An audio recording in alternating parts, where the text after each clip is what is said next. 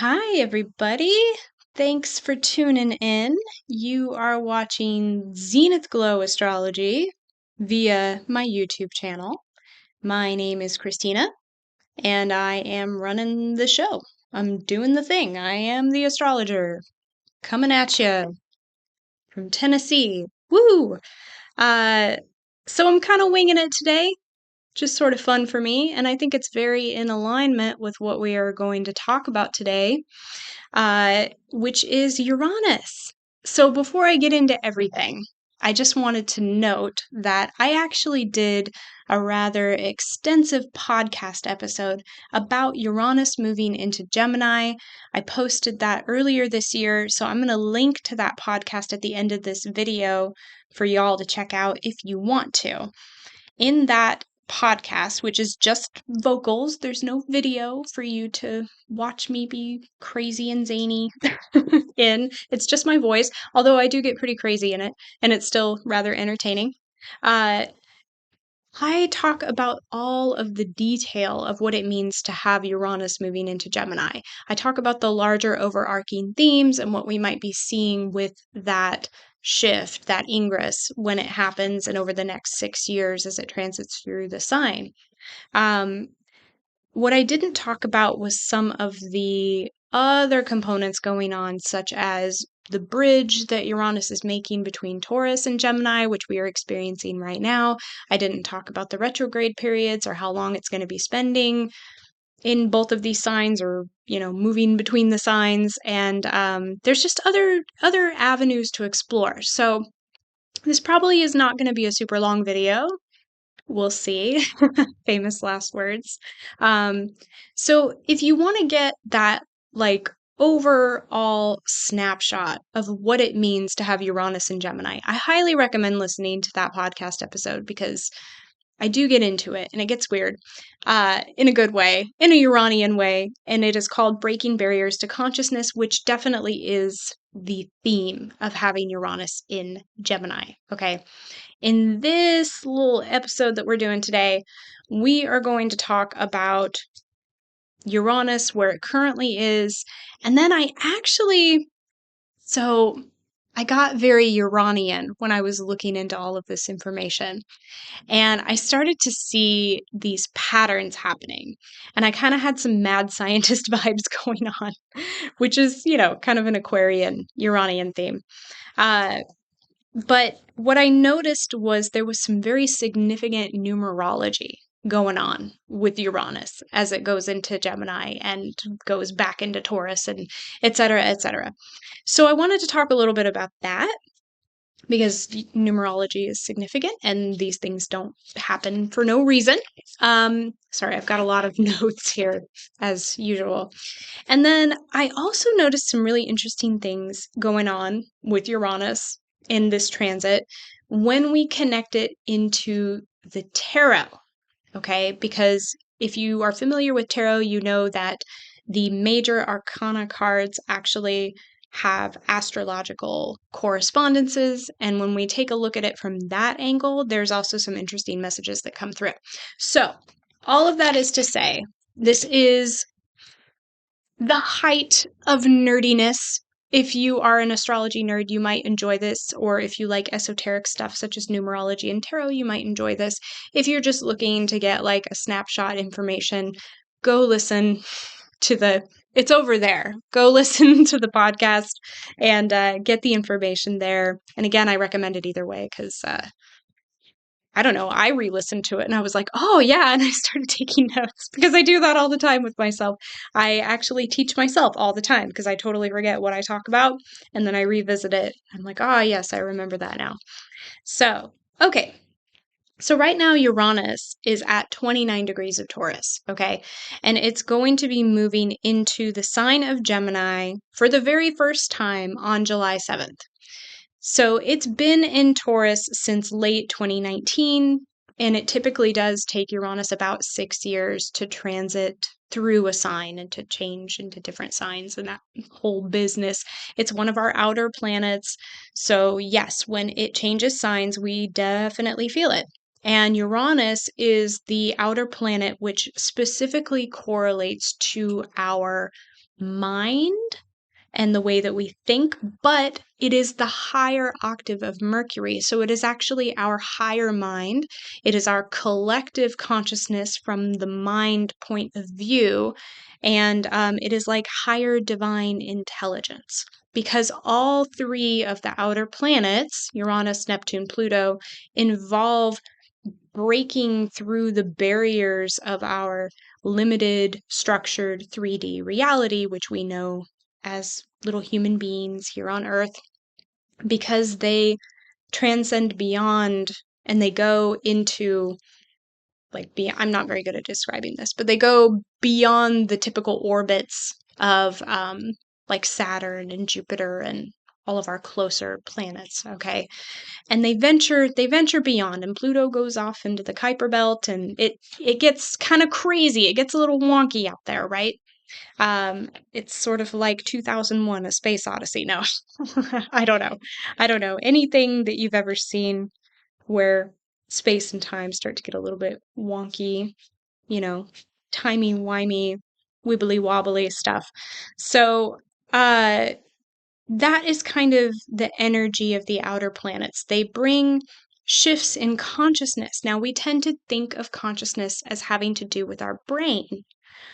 And in the case of Uranus, it is our brain, but consciousness is actually bigger than our brain, right? And when we know that just by looking at Neptune alone, Neptune actually relates to emotional consciousness, emotional collective consciousness. Pluto also gets into the emotions, but it's also a very complex planet. We're not going to get into all of that today, but I guess the point that I'm making is that all three of these heavy hitter outer planets tend to bring massive shifts in collective consciousness that happens to us on individual levels of experience. And we're like a little symphony of instruments collectively harmonizing together, and through our little individual vibrations, our frequencies, we join together and create this huge mass shift in consciousness. Neptune tends to do that to us through through the mode of emotion. Yeah, sure. We'll call it that. And then Uranus tends to do that through the mind. But as the higher octave of Mercury, we're talking about transcending the rational linear mind. And we're talking about tapping into divine intelligence and higher wisdom through, yeah, that form of consciousness. So, all right. I feel like I'm channeling Uranus right now. So, right now, we have Uranus at 29 degrees of Taurus. 29 degrees is the anaretic degree in astrology. And many astrologers agree, although not all of them, but I am one of them that agrees that the 29th degree is a degree of heightened energy, heightened intensity. Okay. And when we get into the numerology of it all, which I am so sorry, if you hate numbers, you're not going to like this. You're not going to like this episode. Because there's a little bit of math. I'm really not great at math, you guys. So if I can understand this, I really think you all can understand this. But if you're not familiar with numerology, just know that every single number carries its own special vibration, its own special symbolic significance. And then we also can combine numbers and then reduce them to single digits to get other energetic signatures. And then those energies coalesce or, combine into the number to give it a different type of energy. It's sort of like mixing paint colors, like if number 1 was blue and number 2 was red, and then when you combine them, you get 3. 3 is purple. You know what I mean? It's sort of like that. And it's like, well, when we reduce them to a single number, like if you had the number 12 and you combined 1 and 2, if you reduce it to the number 3, what you're looking at as your end product is going to be purple, right? But within purple, you still have blue and red. They're still in that mixture, holding their own vibrations. So I don't know. It's kind of like that. Whew, really getting off the rails already, and we're only a few minutes into this. So with Uranus being at 29 degrees of Taurus, the anaretic degree is very intense because it's at the very end of one sign as that planet is about to step into another sign. So there is this heightened energy of like shifting between two different sceneries, right? And it also, numerologically speaking, if we add 2 plus 9 together, it reduces to 11. 11, which I know is a double digit number, but we don't reduce the number 11 because it is considered a master number in astrology. Okay, so the number 29 carries the energy of mastery. 11 is also like a gateway, right? And it's sort of similar to the High Priestess card in the tarot, wherein traditional tarot depictions, you have the high priestess sitting betwixt two towers, and the two towers represent initiation.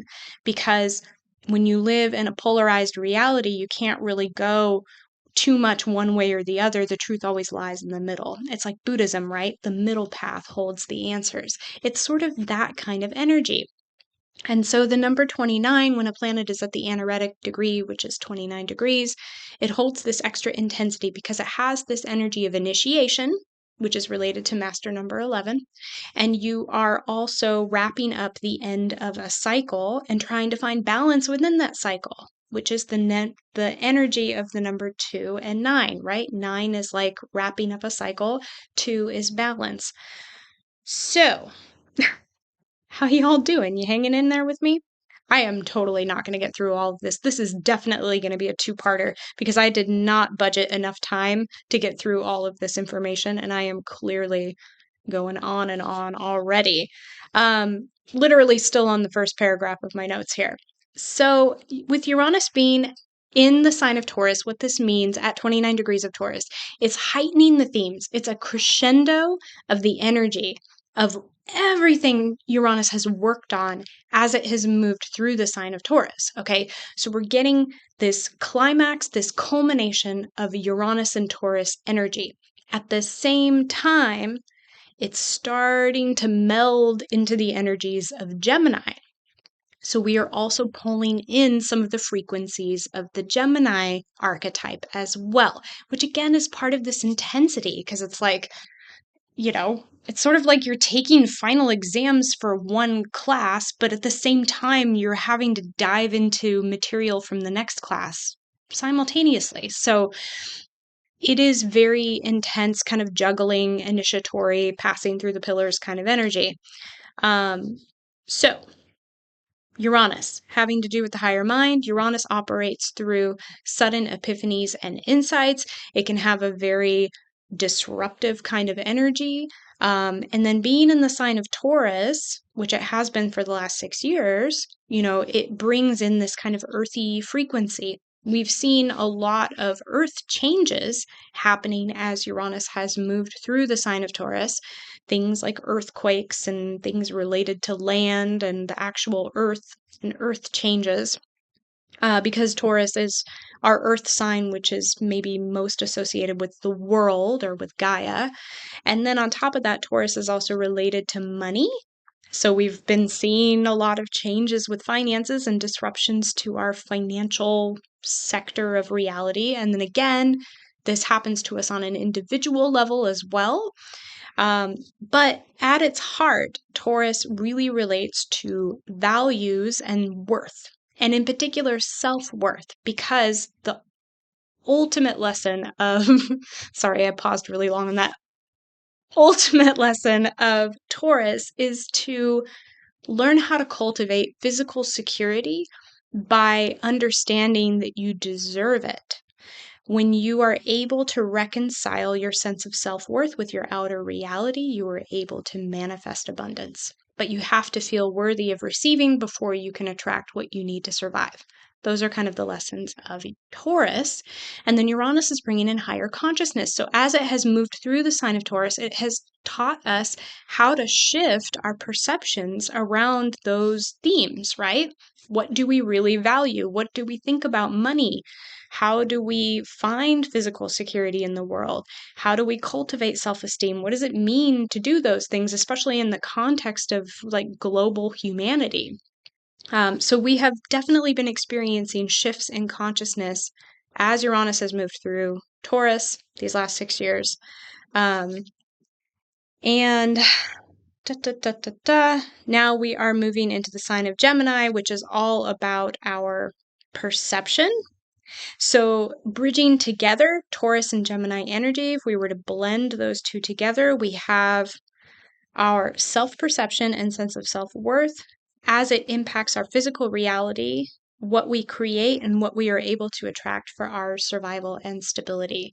And another way we could look at this, Gemini relates to the mind. It is ruled by Mercury. Mercury is associated with manifestation, and we could say that our thoughts create our reality. So we might be getting some kind of insights into how we can shift our consciousness to better manifest in our physical reality. And those types of ideas might be coming to us at this time. And again, remember, Uranus is like sudden shifts in consciousness.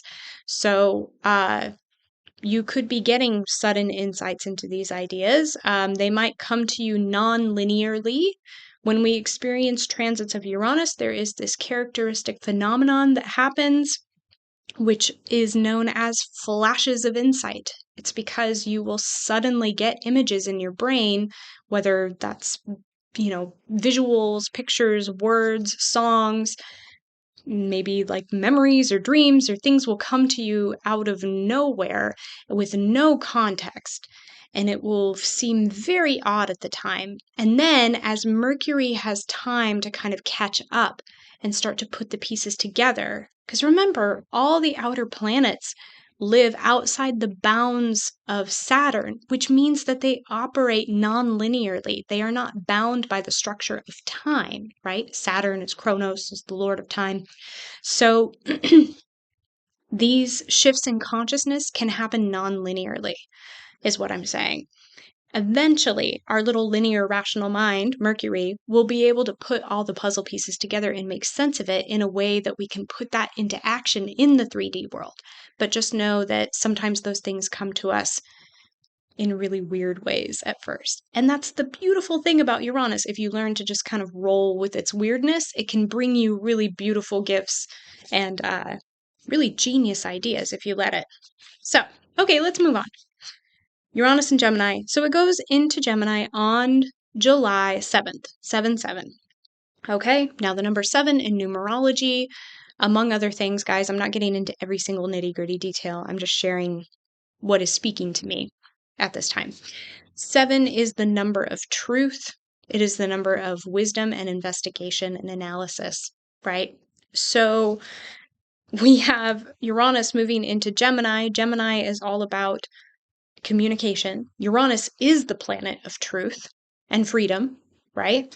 And it's doing this on 7-7. 7 is the number of truth and wisdom and higher truth, right? Then when we add together 7 plus 7, we get 14. 14 is a karmic number, okay? It's a karmic debt number, which is really interesting.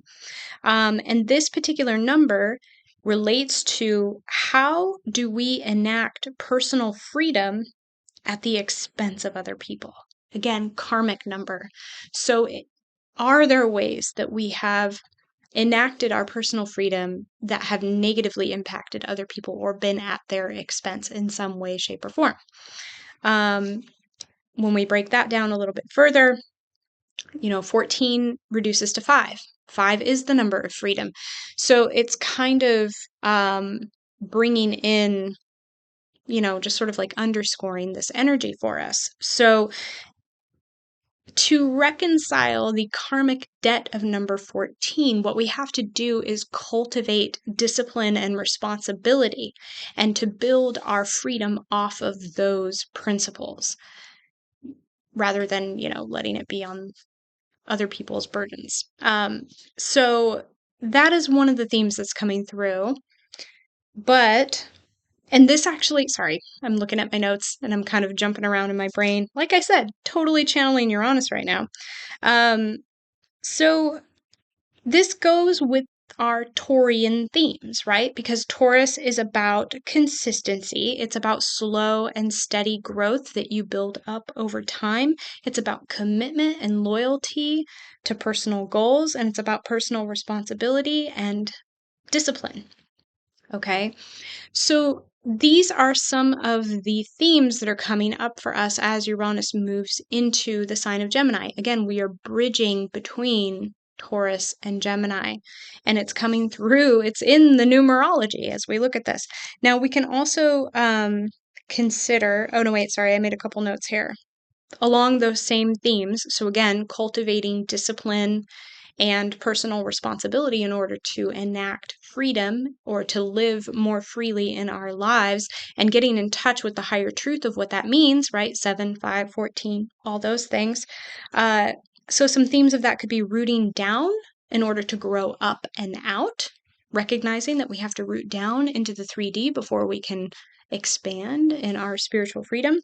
And then the productive use of freedom. What do we do with freedom when we have it? Again, we're kind of like analyzing and considering what these things mean to us, and we might be having epiphanies that come to us as we go through this shift with Uranus moving into Gemini. So, what else do I have here for you guys? There's a lot. There's a lot of notes here, but I don't want to get too crazy with it. I just thought there were some interesting things. So maybe I'll just kind of glaze over these a little bit, and then if you want to dig into it deeper, you can. I also wrote my notes non-linearly. I had like bullet points, and then I'd be like, oh wait, but then this happens, but that happened way before then. So I have like arrows drawing to, they're like out of order, which is just crazy. Okay, so let's see, a couple different things that we can look at here. Uranus is going to go retrograde. Now, it initially goes retrograde on September 5th, okay? So it's going to be in the sign of Gemini for a couple of months before it goes retrograde. Once it goes retrograde, it's going to start to backtrack, and it's going to go back into Taurus one more time. So this is not its final station in the sign of Gemini. It's going to dip back into Taurus one more time. It's going to turn retrograde on September 5th, and that will happen at 1 degree 28 minutes. And it's interesting because September 5th actually adds up to the number 14, right? And then again, we have 14. We're in a 9 universal year. That adds up to the number 23, which reduces to the number 5. So again, we have this energy, right? These are the same numbers that I just mentioned a minute ago. We have the karmic debt number 14. We have 9, which is the end of the cycle. 23 reduces to 5. 5 is the number of personal freedom. So again, 14 and 5. How are we cultivating discipline in order to create greater freedom in our lives? How do we bridge between Taurus and Gemini? How do we do that? We're getting insights into this. And because we're talking about a retrograde cycle, it means that we are starting to go back and retrace our steps and to look at things one more time before we wrap up all these final lessons in Taurus. And then it happens at 1 degree 28 minutes, which, if you add all those numbers together, it's number 11. Interesting. Number 11 again. Okay, so it goes retrograde in September. It's going to actually go back into the sign of Taurus, though. So again, it's going to cross over the 29th degree again on November 7th, 11/7, or if you're from England, 7/11. So again, we have the master number 11, and then we have the number 7, which has to do with truth and higher wisdom. Now, if you add up all the numbers, 11, 7 plus 9, because we are in a 9 universal year, 2025, 2 plus 2 plus 5, 9, what you get is, well, first of all, you get 11 plus 7 equals 18, so that reduces to 9. So we have conclusions, we have selfless service, humanitarianism, life purpose, balancing between giving and receiving. When we add in, sorry, that was just adding 11 plus 7. When we add in the universal year of 9, so 11 plus 7 plus 9, I know your eyes are glazing. feel you pulling away from me, don't pull away from me. Just hang with me, guys, okay? I know I sound like a crazy person. It's fine. When you add in 9, that reduces to 27, which reduces to 9. So everything that I just said, takeaway. When Uranus retrogrades back into the sign of Taurus on November 7th, it carries this underscoring under the current number 9 energy. And again, the number 9 is related to not only concluding cycles, but also culmination, lessons, deciding what we want to keep and what we want to get rid of, balancing the flow of giving and receiving, and stepping into your spiritual purpose. Okay? So we're reviewing all of that as it goes back into the sign of Taurus. All right. So Uranus is going to stay retrograde until February 3rd, 2026. Then it's going to go direct again. The day that it goes direct, it will be at 27 degrees, 28 minutes, which in numerology reduces to the number 1, which is interesting because the number 1 carries the energy of new beginnings. So we go from number 9 when it crosses back into Taurus on November 7th, and then we move into the energy of 1. That's just for the degrees that Uranus is going to be at. But if we also look at the days, February 3rd, 2 plus 3, 5. So we have that number of freedom again and change. And then if we add in the universal year, so 2026 is actually going to be a 1 universal year. So we're also going through this collectively, right? And I mean, it makes sense. We're in the year of the wood snake. It's been all about transformation and change this year, right? So this is a 9 universal year. We are wrapping up this year. Next year is going to be a 1 year. So we're going to move into new beginnings and initiation. And then 2027 is going to be a 2-11 year, right? Because 1 plus 1 equals 2, but 11 is a master number. So that's kind of getting ahead, but I just wanted to throw it out there for those of you that are interested. So, February 3rd, Uranus goes direct. If we add in 2 plus 3 plus the universal year number, which is 1, we get the number 6, which is all about visionary service. And it also kind of carries like a Virgo type of energy, the number 6. It's this heart desire wanting to be of service, but also having a vision for how you can do that. That is very Mercury-esque Virgo type of energy. So as Uranus shifts forward again, we are carrying those themes with us, okay? So we've gone through this process of reviewing how do we bridge between Taurus and Gemini. When it moves direct again, we're now thinking about how we can carry all of that forward into some kind of new mode of service to others. All right. And then finally, I'm getting to the end of all the crazy, you guys, I promise. Uranus will re-enter Gemini on April 26th, 2026. Okay? So once again, if you add all these numbers together, we get karmic debt number 13. Karmic debt number 13 has to do with mastering the art of positive expression, realizing that our words or the way that we express ourselves can hurt other people. And when it's a karmic debt number, and I'm not saying everyone has this karmic debt, but maybe like collectively on a consciousness level, we could have this kind of karmic debt that we are reconciling. There's a past karma of using words to hurt other people. Whatever that means, hurting other people, using other people, manipulating other people, tricking other people, upsetting other people. I find this really interesting because we're talking about Uranus moving back into Gemini. Okay? Gemini is all about communication. It's all about language. It's all about words. So, and Uranus is our revolutionary planet that's connected to scientific advances and technology.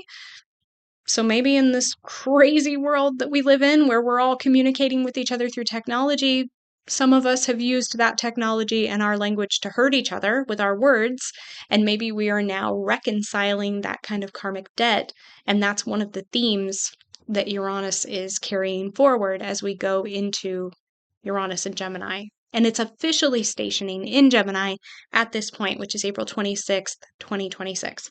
Okay? Interesting. I think it's interesting. It's fine if you guys don't. And if you don't find it interesting, why are you still here? Thanks for being here, but why are you still here? All right. So, the last little bit that I wanted to talk about, our last little nerdy stuff. So, I started thinking about, well, one, the fact that as Uranus moves into these early degrees of Gemini, it's going to be sextile with Saturn and Neptune, but also Saturn, which is interesting because in astrology, Uranus and Saturn have an interesting interplay between them. And I've talked about this, and actually, I talk about this a lot in the podcast episode, Breaking Barriers to Consciousness. Go listen to that if you want to get into the details of it.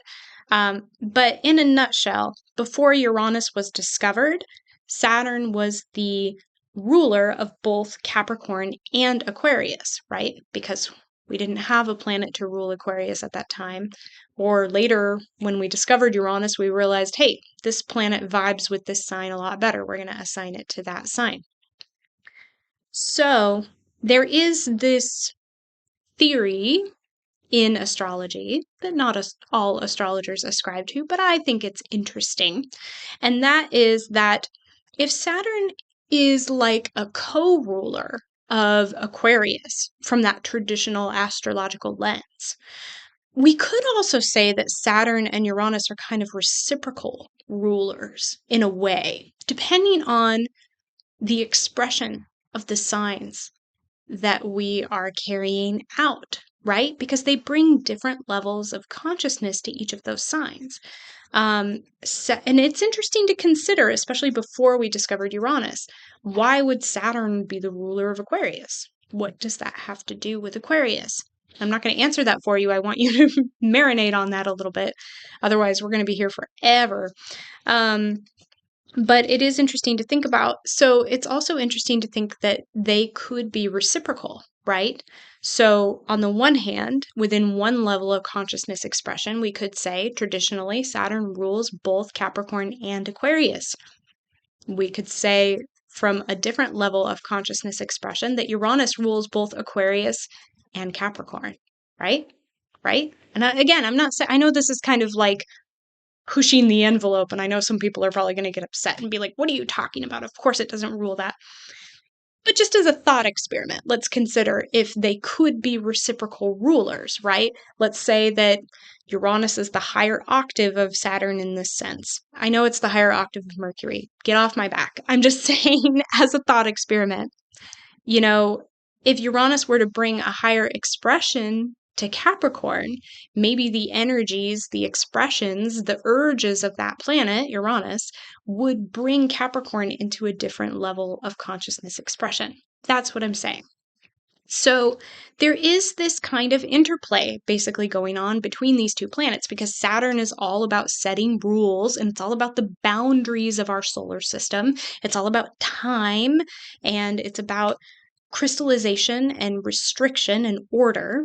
And Uranus is all about like saying, fuck all that. And like, let's just break the system and let's go beyond the boundaries of what's already been defined for us. And let's recreate our own definitions. Let's look at things in a totally brand new way. Let's not follow schedules. Let's be spontaneous. Let's be free.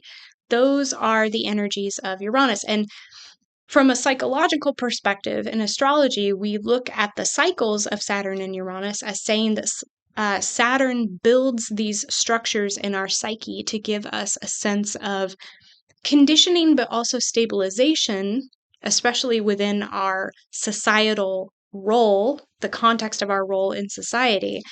And then once we get comfortable with those roles, we begin to kind of crystallize and we stop growing, right? Because we're so comfortable. Why would we change things? But then on the other hand, we need to change if we want to grow.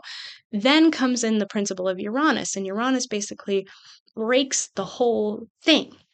It will create disruptions. It will create chaos. It will uproot our lives, ourselves, our psyches in some way. And it does this so that we can experience growth ultimately, That's the whole dynamic between Saturn and Uranus.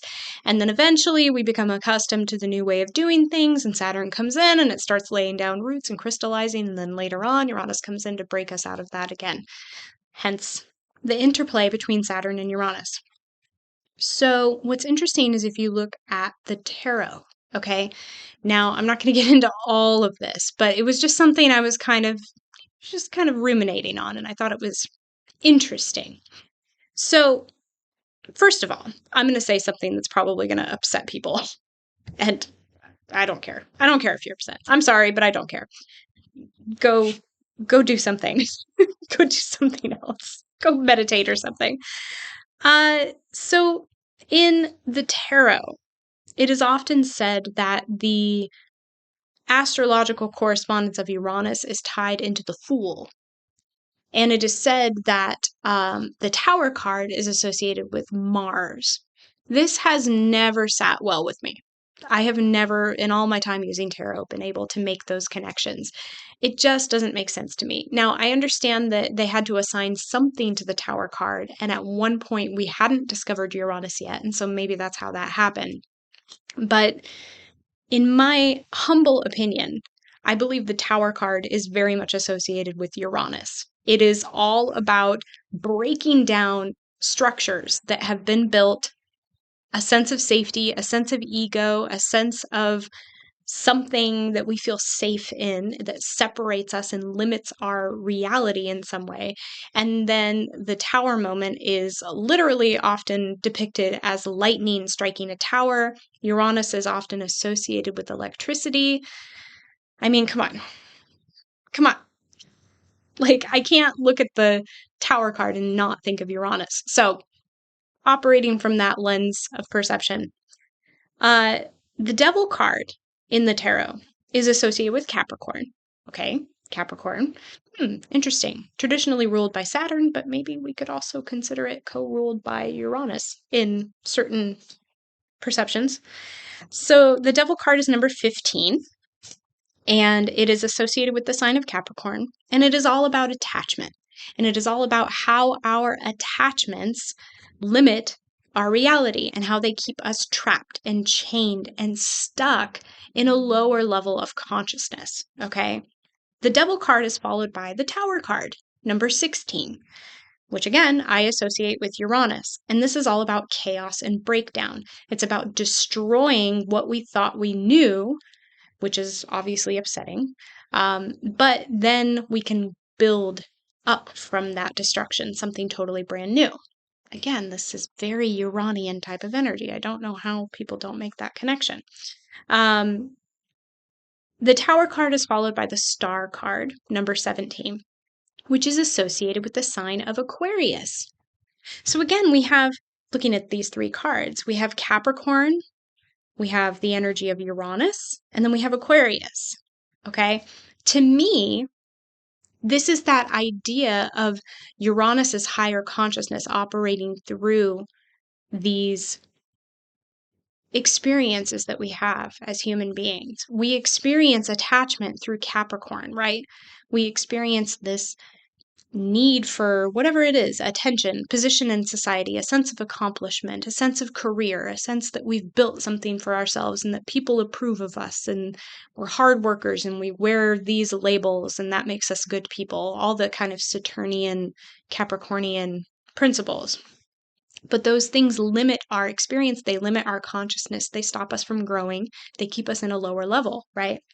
Uranus comes in via the Tower card, zaps the tower with that higher consciousness perception, breaks everything down, everything crumbles. Then we move into the energy of Aquarius, which is the star. The star card is all about healing. It can often be about wish fulfillment, but it's also about higher consciousness. It's that period after the storm has passed and we're kind of sifting amongst the rubble and we feel so relieved that the storm is not raging anymore. There's a sense of calm, a sense of peace that follows. But there's also this process of synthesis going on within us. Again, we have shifted our consciousness. We are now focused on the stars rather than, attachments and such. So, getting to the end of it here, folks. It's also interesting when we bring in the numerology, because the Devil card is number 15. 15 reduces to 6, okay? The number 6 in the tarot is the Lover's card. And the Lover's card is associated with Gemini. So we could say potentially, because Gemini has to do, or excuse me, the Lover's card has to do with making choices. I mean, it can have to do with actual lovers and all that, but it also has to do with making choices and about duality, right? You have two options and you have to choose between them. Which one do you choose? It's that kind of energy, which is a Gemini type of energy. Gemini rules the mind. We could say that our mind leads to attachment because we are looking at things from a dualistic perspective, right? When we look at things from a polarized point of view, it can lead to attachment because we feel like we have to take one path or the other, and then we become ingrained in whatever path we choose. So the Tower card is number 16, and that reduces to the number 7. There's that number again, 7, which has to do with truth. Number 7 in the tarot is the Chariot, which is associated with the sign of Cancer. This card is all about, now, okay, I'm talking about the lower expressions of Cancer, just for the record. Cancer has a lot of really beautiful qualities too. But when we look at like the more lower forms of Cancer, we could say that it has to do with overly rigid boundaries. Okay, so again, connect it to the Tower, right? Tower is number 16. 16 reduces to the number 7. 7 is the Chariot. Is this just nuts, you guys? Are you even following me? I don't know. Thank you for still watching, if you're still watching. Okay, so when we think about that Tower card, what does it depict? Well, it shows, traditionally, it shows two people, and they look kind of like royal. They look like they're high society type of people. And they are in a tower, and usually the tower doesn't have like a door on the bottom.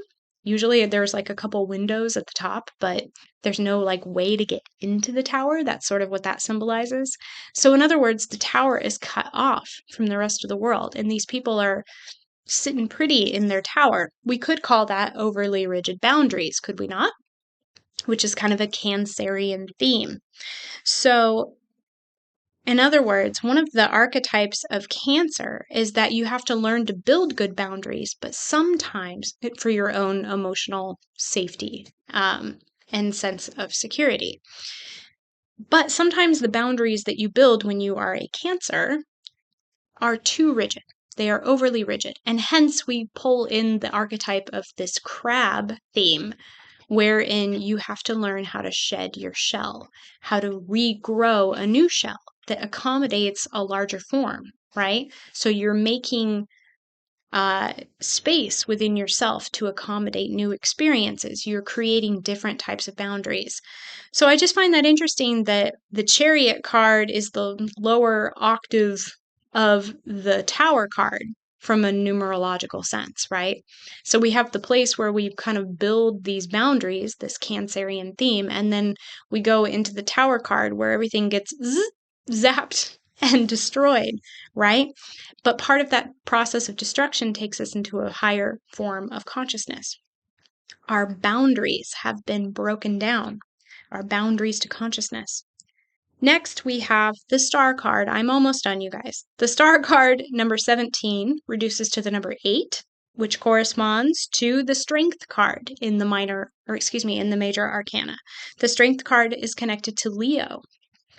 So Leo is really interesting because it can relate to balancing heart and mind, because we're talking about the end result of Gemini and Cancer, right? We just went through Gemini experiences through the Lovers, and then Cancer experiences through the Chariot, and then we end up at Leo through the Strength card, which is all about balance. And the Strength card literally depicts a woman trying to gently closing the mouth of a lion. It's about holding tension of opposites. So there is this energy of balancing the duality of the mind and the heart that we find through Leo. And through that energy, We are able to transcend limitations and attachments and open to true power. Leo is a spiritual sign because it's a fire sign. So it connects to our heart and to spiritual power, the spiritual heart, the inner child, okay, the inner source of power.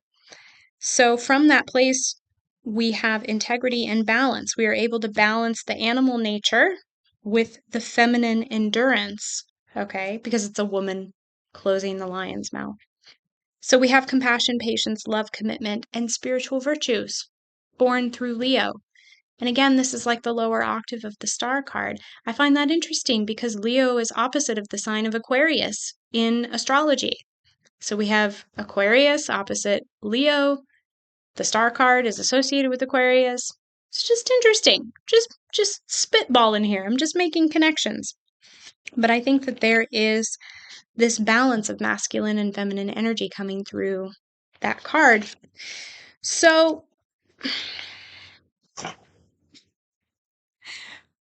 what am I getting at here? I don't know. I don't know what I'm getting at here. Did you want me to wrap this up in some neat, clean way that talks about what we learned and gives a moral to the story? Well, I'm not going to give you that. I just wanted to talk about some of the connections I've been making as I've been ruminating on what it means to have Uranus moving into the sign of Gemini. Again, if you want that previous version where I'm telling you a nice little clean linear story and I'm giving you all the overarching themes and what this means and what's going to show up for you over the next 6 years, go listen to my podcast, Breaking Barriers to Consciousness. I'm going to link it at the end of this video. For now, just know that during this time, as Uranus stands at the anaretic degree of Taurus and then moves into Gemini and then goes retrograde and moves back into Taurus before it finally stations in Gemini, we are dealing with all the themes that I talked about that are coming through the numerology, which is really interesting that it is showing up through the numerology. But we have these really strong themes tied into freedom, but not just freedom, but freedom that is created through discipline and through responsibility, which are Taurus themes, right? We have strong themes of initiation and self mastery, which is coming through wisdom, which is the number 11 and the number 7.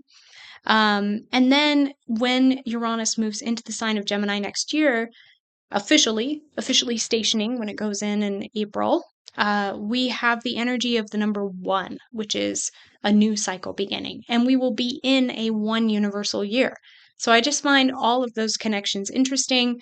Again, I'm not really like making any hard points here. I just wanted to kind of talk about what was coming to me as I was looking up all this information, and I thought it was interesting that there were all these synchronicities and that the numerology was aligning. So, I guess you could say, if I were to wrap up this video with a moral to the story, the moral of the story is don't listen to Christina. No, I'm kidding. The moral of the story is that when you start to dive into your analysis, seeking truth, and undergoing your personal investigations, you can have beautiful insights come to you that spark epiphanies and that lead you to deeper truth within yourself, which is the energy of Uranus. I hope you all get to experience that. Thanks so much for hanging out with me in this very frenetic, weird video that was very unstructured. I really appreciate you all. I hope you are having a good time. Summer to those who are in the Northern Hemisphere. Happy winter to those in the Southern Hemisphere. I will catch you all later. I'm going to do my mic drop now, and I'll see you later. Bye!